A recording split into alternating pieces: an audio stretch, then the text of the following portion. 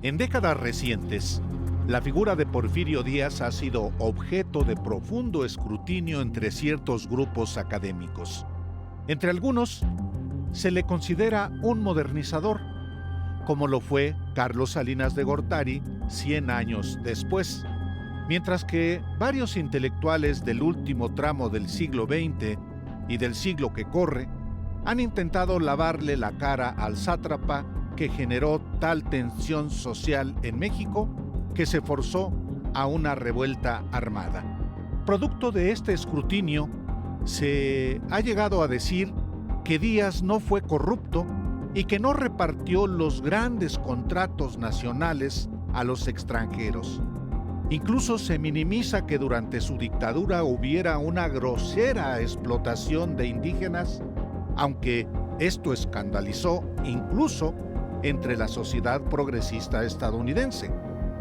Enrique Krause, entre otros muchos intelectuales contemporáneos, participó en el intento por reescribir la historia de Díaz. Dijo que no estaba documentado que el dictador fuera corrupto y textualmente lo afirmó. Cito: de Porfirio Díaz pueden decirse muchas cosas, pero no que fuera corrupto.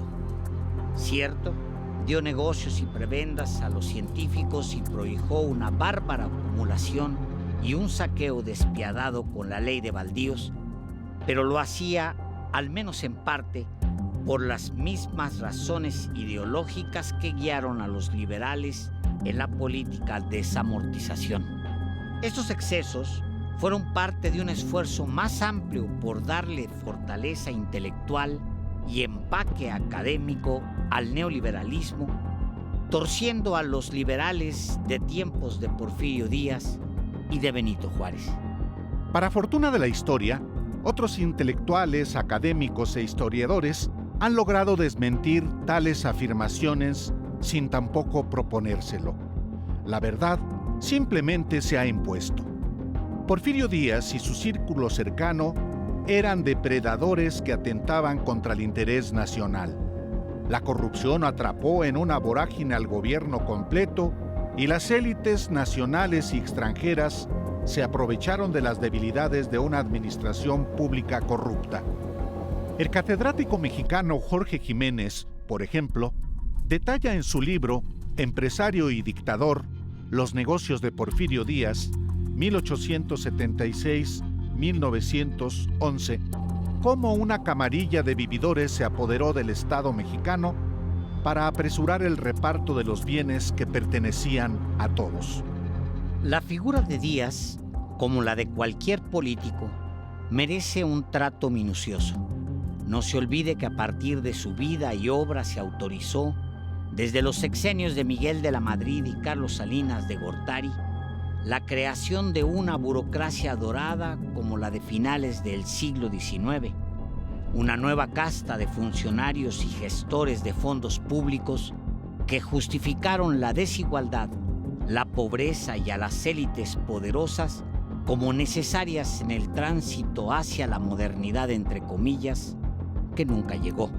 Fue también a partir del ideario del sátrapa que durante el neoliberalismo se hicieron reformas para degradar las conquistas de los trabajadores y para justificar la presencia de empresas extranjeras o nacionales que tienen como único interés generar ganancias, aunque eso signifique sacrificar el bienestar de las familias mexicanas.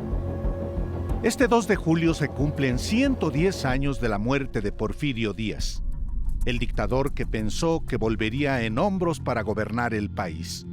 Y por los maravillosos azares del destino, se cumplen 25 años de que Vicente Fox ganó las elecciones presidenciales del año 2000, ofreciendo un cambio de régimen para un país más justo, más generoso y ordenado.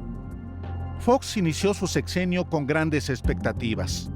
Lo cerró cometiendo un fraude electoral para imponer a Felipe Calderón Hinojosa, de su propio partido, con mínimos de aprobación popular y con un fuerte reclamo porque permitió que su círculo cercano y las élites se fusionaran en un solo grupo depredador que se aprovechó de las debilidades de su corrupta administración.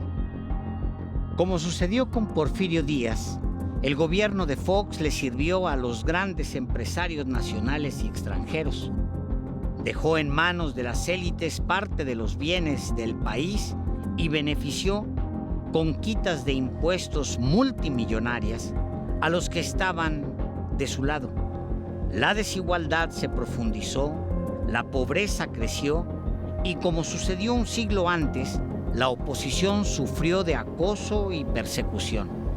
Nunca hay que olvidar que es en ese contexto que se dio el desafuero de Andrés Manuel López Obrador, a quien Fox quería hundir en el desprestigio y luego cancelarle sus derechos políticos. Este 2 de julio, curiosamente, se engarzan dos historias que coinciden en el fondo, aunque las separe un siglo en el tiempo. Porfirio Díaz y Vicente Fox llegaron con la promesa de generar un cambio para bien de la República y no solo fallaron, los dos, que compartieron el mismo espíritu antidemocrático, violentaron el voto popular para retener el poder. Y los dos fueron defendidos por los grandes intereses económicos y por séquitos y camarillas de periodistas, medios, intelectuales, académicos y políticos que se beneficiaban de ellos y que los defendieron, aunque en esa defensa comprometieran sus profesiones y exhibieran su profunda mezquindad. La llegada de Porfirio Díaz al poder significó echar por los suelos las luchas que emprendieron Benito Juárez y los liberales de su tiempo, a la vez que se tradujo en un retroceso para las libertades y derechos adquiridos por sectores de la sociedad. Lo mismo sucedió con Vicente Fox. El presidente panista cosechó los frutos de las luchas contra el régimen emprendidas décadas atrás, sobre todo desde la izquierda. Fox se aprovechó del reclamo de democracia y apertura política que le costó la vida a cientos de estudiantes, luchadores sociales, opositores al sistema, mujeres y hombres del campo y de las ciudades. Llegó al poder usufructando esas luchas y, como Porfirio Díaz, apenas se sentó en la silla y torció el camino. El paralelismo del porfiriato y el foxismo no es casual. Detrás de ambos periodos están las mismas élites en distintos momentos. Detrás están los intereses antipopulares más mezquinos y el deseo insano de poder en unos cuantos que suele diluir la ilusión en las mayorías. Díaz, como Fox, traicionaron al pueblo de México y pisotearon valores democráticos para imponer los intereses de una minoría. Y los dos se fueron al exilio a rumiar sus amarguras, a vestir de noche sus trajes de tirano y a soñar, que nada cuesta, con la inmortalidad.